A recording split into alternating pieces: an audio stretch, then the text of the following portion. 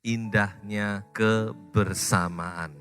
Mazmur 133 ayat 1 sampai ayat yang ketiga. Judulnya adalah persaudaraan yang rukun. Nyanyian ziarah Daud. Sungguh alangkah baiknya dan indahnya apabila saudara-saudara diam bersama dengan rukun. Seperti minyak yang baik di atas kepala meleleh ke janggut, yang meleleh ke janggut Harun dan ke leher jubahnya. Seperti embun gunung Hermon yang turun ke atas gunung-gunung Sion. Sebab kesanalah Tuhan memerintahkan berkat kehidupan untuk selama-lamanya. Amin. Ini mazmur yang sangat indah sekali ya. Kalau kita boleh memakai sedikit imajinasi kita, maka kita bisa melihat begitu indahnya.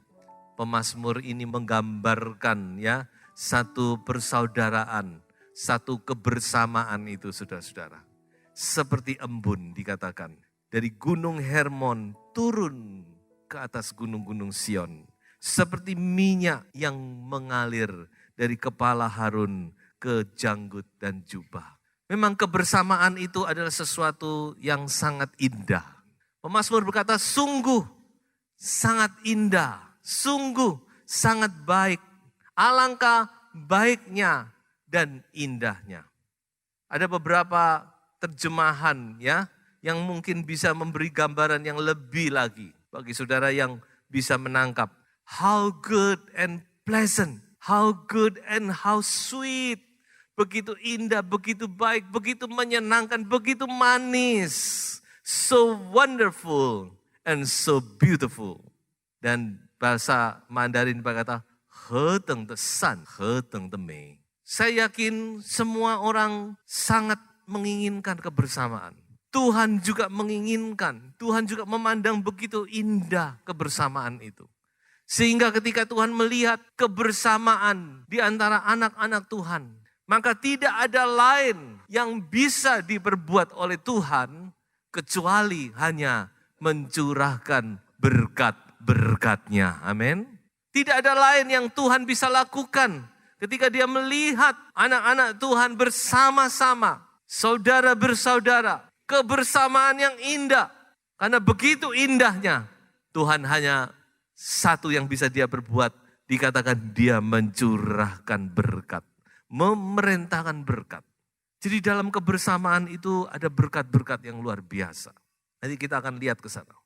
Namun sebelumnya saya ingin memberikan apa sih sebenarnya arti kebersamaan. Kebersamaan itu adalah sesuatu hal yang indah, diidamkan meski sulit untuk diwujudkan. Tidak mudah saudara. Di mana adanya saling pengertian, rasa toleransi, di mana kita bisa berbagi, melakukan berbagai hal bersama dalam suka maupun duka.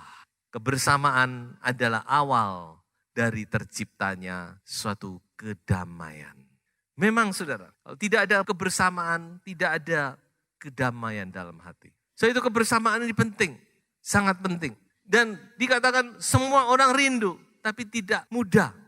Karena kita ada di dalam suasana Natal, saya akan tunjukkan kepada saudara bahwa dalam Natal itu sendiri adalah satu peristiwa yang syarat penuh dengan yang namanya kebersamaan itu. Mungkin kita tidak melihat itu selama ini. Tapi mari kita lihat, peristiwa Natal itu dari awal sampai akhirnya itu penuh dengan yang namanya kebersamaan. Pertama kita lihat adalah kebersamaan dari Tritunggal Allah. Ya sudah bisa pakai kata lain, kesatuan, kesepakatan. Tapi saya mau lebih memakai kata ini, kebersamaan. Bagaimana Allah Bapa, Allah Anak, Allah Roh Kudus itu bersama-sama mewujudkan Natal. Mewujudkan keselamatan ini. Allah Bapa memberi, karena kasih dia memberi, merelakan anaknya yang tunggal. Yesus Kristus Allah Anak, karena kasih dia juga memberikan dirinya Dia yang diutus. Bapa mengutus, Anak diutus. Dan Roh Kudus yang mewujudkan segala perkara. Mulai dari kelahiran Yesus sampai kebangkitan, sampai naik ke surga. Jadi kita melihat di sini ada kerjasama yang sangat erat, kebersamaan yang sangat erat. Bapa, Anak, Roh Kudus bersama-sama bekerja dengan begitu erat, begitu rapi untuk mewujudkan keselamatan bagi dunia ini. Berikutnya, Yusuf dan Maria. Kita melihat bagaimana kedua pasang suami istri ini, mereka benar-benar mempunyai satu kebersamaan yang indah, kompak. Kalau tidak kompak, saya yakin Tuhan tidak akan pakai. Karena mereka menghadapi banyak tantangan. Mulai dari Maria mengandung sampai Maria lahir. Itu tantangan demi tantangan, saudara-saudara. Tapi kedua orang ini, sepasang suami istri ini, Yusuf dan Maria, mereka bersama-sama punya kebersamaan yang baik. Untuk apa? Untuk melindungi bayi Yesus. Coba saudara baca di Injil Matius, bagaimana mereka lari dari satu tempat ke tempat yang lain dengan pimpinan, dengan nasihat Tuhan dan pastinya untuk menghindar dari Herodes. Kebersamaan. Ayo keluarga-keluarga yang ada, saya menghimbau di tahun yang akan datang, mari lebih kompak lagi. Suami istri kompak. Kalau suami istri kompak, ayah ibu kompak, saudara. Anak-anak saudara pasti berbahagia. Yusuf dan Maria kompak bersama-sama. Kebersamaan para gembala. Mereka bersama-sama menjaga domba-domba di padang. Mereka dilawat oleh malaikat, oleh bala tentara sorga. Dan bagaimana mereka bersama-sama, mereka meninggalkan anak domba mereka untuk datang mencari anak domba Allah.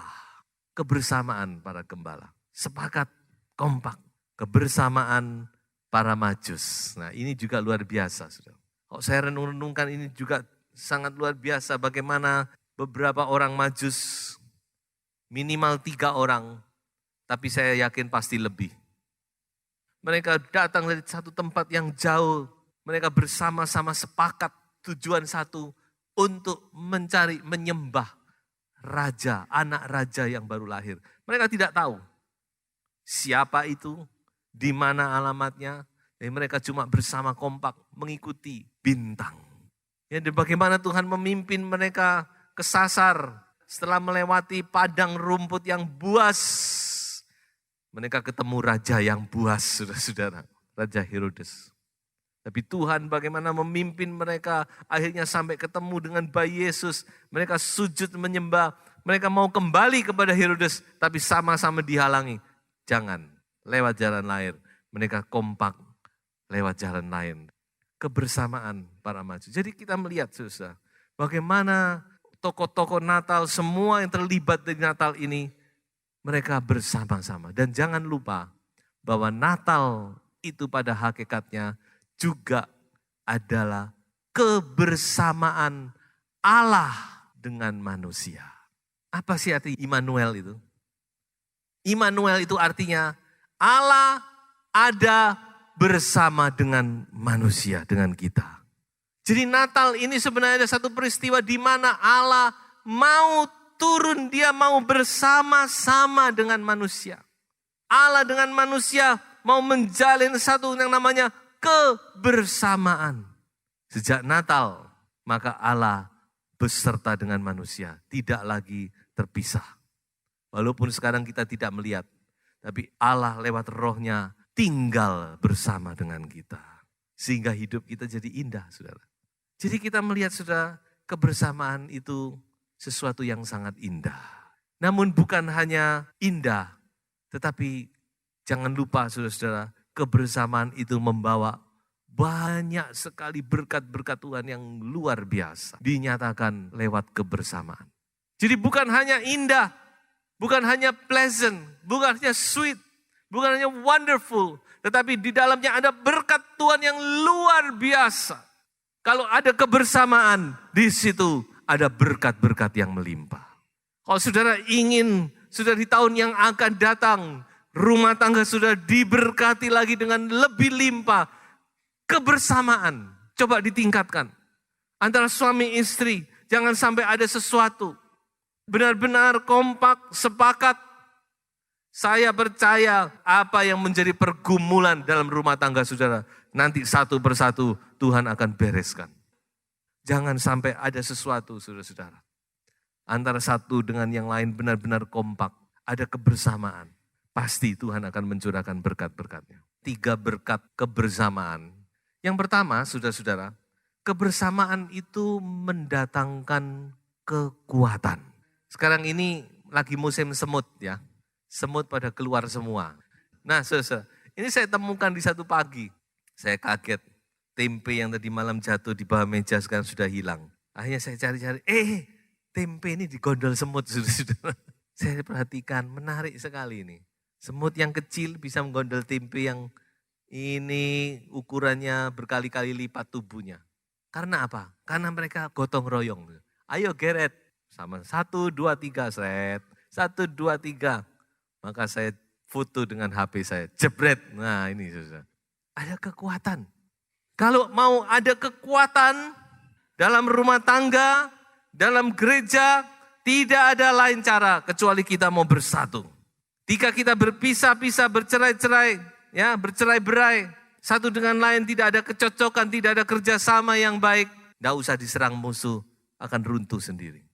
Kalau kita mau bersama-sama, saudara-saudara, akan ada satu kekuatan.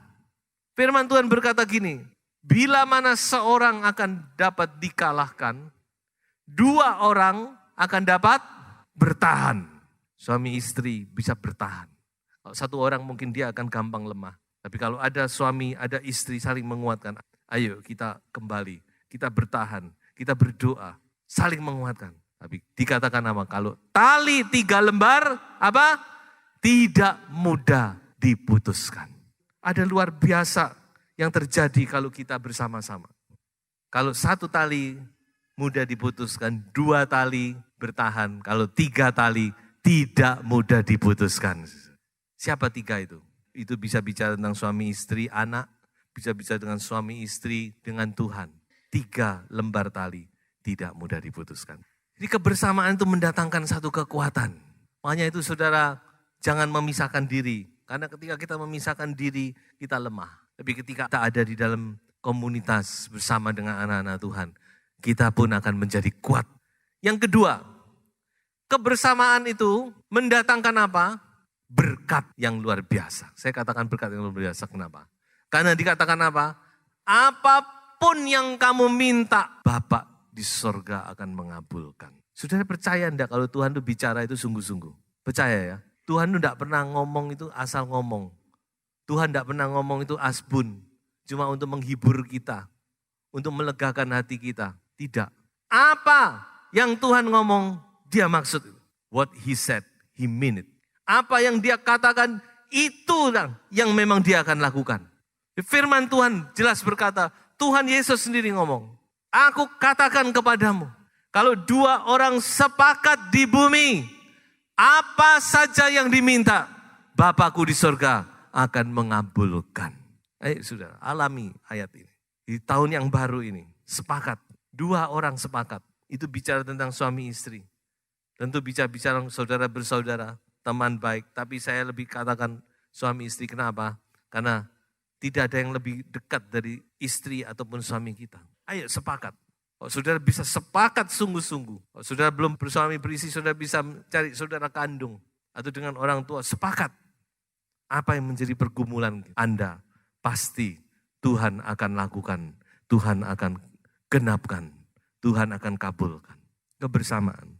Dan yang ketiga, berkat dari kebersamaan adalah mendatangkan mujizat. Di dalam Markus pasal 2 dikatakan ada satu cerita di mana satu kali ketika Tuhan Yesus sedang berkhotbah di satu tempat, saudara. Ada orang lumpuh digotong oleh 4 orang temannya. 4 orang teman ini, dia membawa orang lumpuh ini untuk didoakan, untuk disembuhkan. Tapi apa daya, tempat itu begitu penuh, tidak bisa masuk mereka. Karena sudah penuh dengan orang. Tapi 4 orang ini sepakat. Dia berkata, ayo Kita tidak bisa lewat bawah, kita masuk lewat atas. Bagaimana caranya? Bongkar atap. Jadi mereka naik ke atap. Lalu mereka mulai bongkar itu atap, saudara. Dan mereka turunkan temannya itu dengan tali sampai di bawah. Sampai di depan Yesus. Diturunkan temannya. Dan firman Tuhan berkata apa? Yesus melihat, apa yang Yesus lihat? Bukan melihat orang lumpuh itu. Tapi dikatakan ketika Yesus melihat iman mereka. Haleluya. Yang Yesus lihat adalah iman daripada 4 orang ini. Yang sepakat ini. Maka Yesus menyembuhkan orang lumpuh itu. Dan orang lumpuh itu berjalan. Haleluya, luar biasa. Jadi kita melihat bahwa kebersamaan itu ada mujizat yang Tuhan bisa lakukan. Ada mujizat yang Tuhan bisa lakukan lewat iman dan kebersamaan daripada 4 orang ini. Saya juga ingat waktu Tuhan Yesus mengadakan mujizat air menjadi anggur. Pelayan-pelayan itu kompak melakukan apa yang diperintahkan oleh Yesus. Disuruh ngisi air. Disuruh cedok. Suruh bawa ke pemimpin pesta, dibawa dan mujizat terjadi. Dan masih banyak lain lagi. Yonatan dan bujangnya, mereka sepakat berdua. Waktu itu bangsa Israel sudah kalah, tapi mereka berdua sepakat, Yonatan dengan bujangnya, ayo kita coba masuk ke tempat musuh. Bujangnya berkata, ya aku sepakat dengan kamu.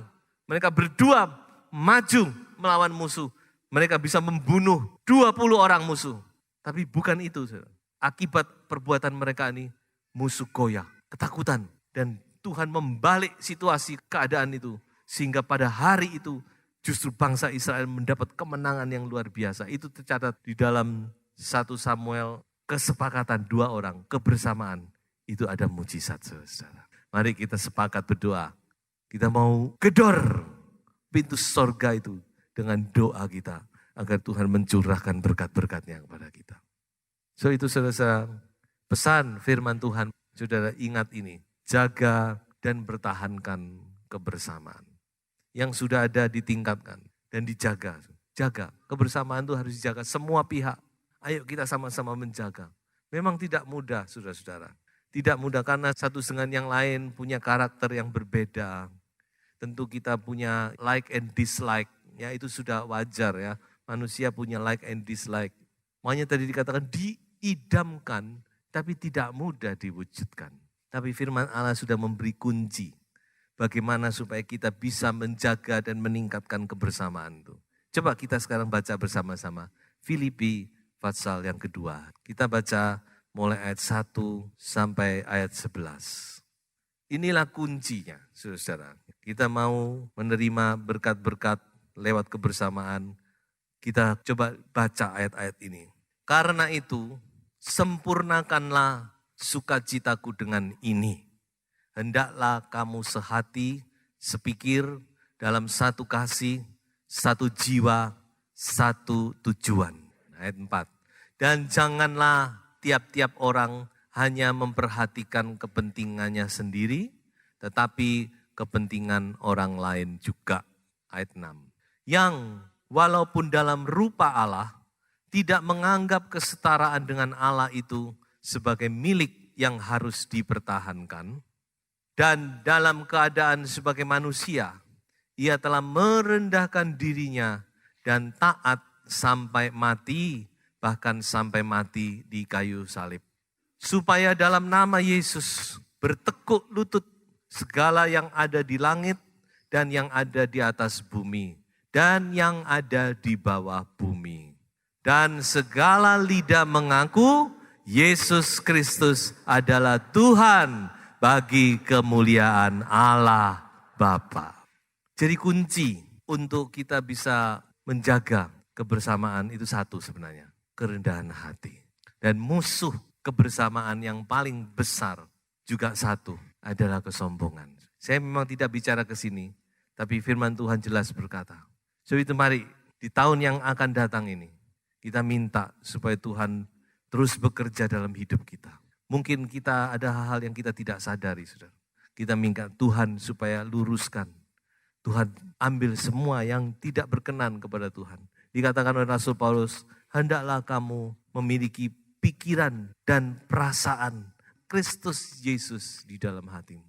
Surat Filipi ini surat yang luar biasa. Ada orang berkata, the most tender. Surat yang paling lembut yang ditulis oleh Rasul Paulus. Dan surat yang paling indah. Ini adalah surat sukacita. Jadi saudara-saudara, kita melihat di sini bahwa sukacita dengan kebersamaan itu punya kaitan yang erat. Dalam kebersamaan itu ada sukacita yang besar. Percayalah kepada Tuhan. Mungkin saudara berpikir, saya tidak begini, saya ingin begini. Saudara percayalah. Kebersamaan itu sendiri mendatangkan sukacita melebihi apa yang mungkin saudara rindu-rindukan. Ya, Rasul Paulus berkata, ayo sempurnakan sukacita. Rasul Paulus sudah sukacita. Dalam keadaan penjara dia menulis surat Filipi. Tapi dia menulis surat sukacita. Tapi dia berkata, aku ingin sukacitaku lebih sempurna dengan melihat kamu punya kebersamaan. Saya yakin ini juga isi hati Tuhan. Tuhan saya yakin juga bersukacita terhadap saudara.